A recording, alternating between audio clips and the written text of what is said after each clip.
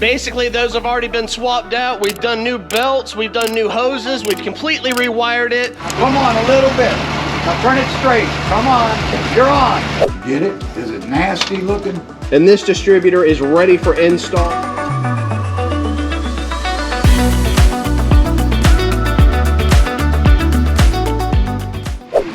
When you get close. You're good? That way, Sean. Look at me. Right there. Now come back.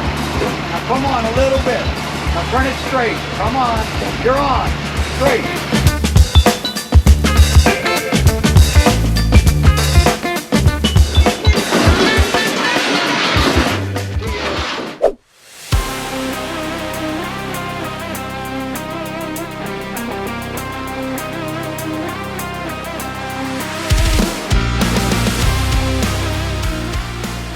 All right, so we were just wanting to do a basic tune-up. We have plugs, wires, caps, and rotors. Quickly turning on to a distributor rebuild. Fortunately for me, I have a gearhead friend and he's walked me through the whole process. We've replaced the vacuum advance, allowing it to do the suction for the carburetor and advance the timings on the points, which have actually been replaced. We've also replaced the seals down here at the bottom to make sure there's no leaks or anything like that. And then as far as the regulator, this is a voltage regulator that actually delivers the spark. And then the lead out to the main coil was kind of tatted and scarred up a little bit like the rest of the wiring in the vehicle. So we put some heat shrink on that. We got a nice zip tie in there so nothing's flopping around. And this distributor is ready for install so we can ride it down the road.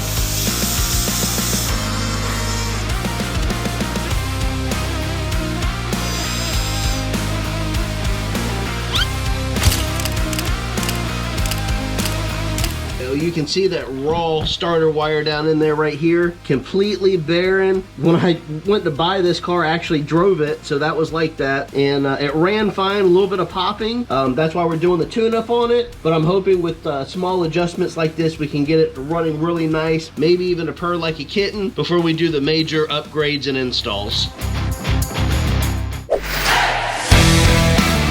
What's going in today? It's not a new starter, alternator, or water pump. Basically, those have already been swapped out. We've done new belts, we've done new hoses, we've completely rewired it. We've put some transmission seals in, new thermostats. We're really working through this bad boy. Everything externally has been replaced. I'm proud to say I've done it myself with a little bit of help from my gearhead friend GW. He had to step in a little bit on the distributor rebuild and he's helped me with the timing a little bit. But aside from that, these hands right here has been in this greasy motor, and you're gonna see some stuff underneath the vehicle. I gotta say, it had 50 pounds of Georgia clay on this. I don't know if they were running it through the mud or what. This is a true garage find, and I couldn't be more excited. We're gonna make it down to the eastbound get down. That's what all this hard work's been for. She's running on her own now. I'm really hoping not to trailer her, but either way, we're gonna make it down there. So if you see us down there, swing on by, say hi, and let's talk about our rides.